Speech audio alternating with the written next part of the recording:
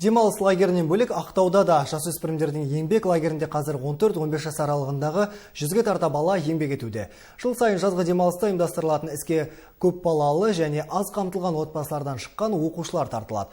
Жасөспірімдер енді 3 ай бойы қаланы көгалдандыруға атсалыспақ. Алмат Бердібеков үйдің үлкені, 3 бауыр мен анасы бар. Анасына қолғабыс етсем деген Алмат биыл алғаш рет қатарластары секілді еңбек лагерінде жұмыста.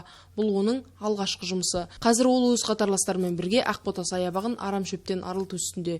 Күрек арқалаған жеткіншектер бұған дейін 9-шы шағын ауданда тазалық жүргізген еді. Еңбек лагері тек табыс табу ғана емес, сонымен қатар жазғы каникулды тиімді өткізуге мүмкіндік дейді жеткіншек. Осы еңбек лагерін жасағаныма өте қуаныштымын. Осы жұмыста жалпы біз көптеген жаңа достармен таныстым. Осы жұмыста жалпы қаланы көркейтуге атсалысып жатырмыз. Және де осы жұмыстың оқушы орталығына алғысын айтқым келеді.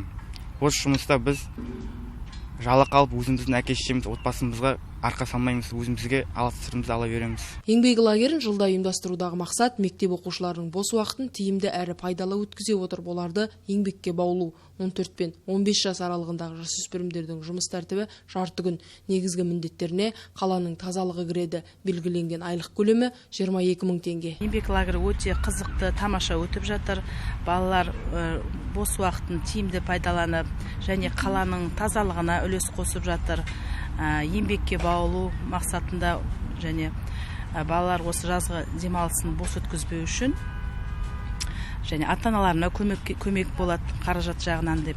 Қазір қалада 4 еңбек лагері қызмет етуде. Олардың әрқайсында 20-25 баладан, ал 3 ай жазда қала бойынша барлығы 260 бала қамтылмақ. Ақсындар Табылды, Дүзелбай Нұрбай, жаңалықтар.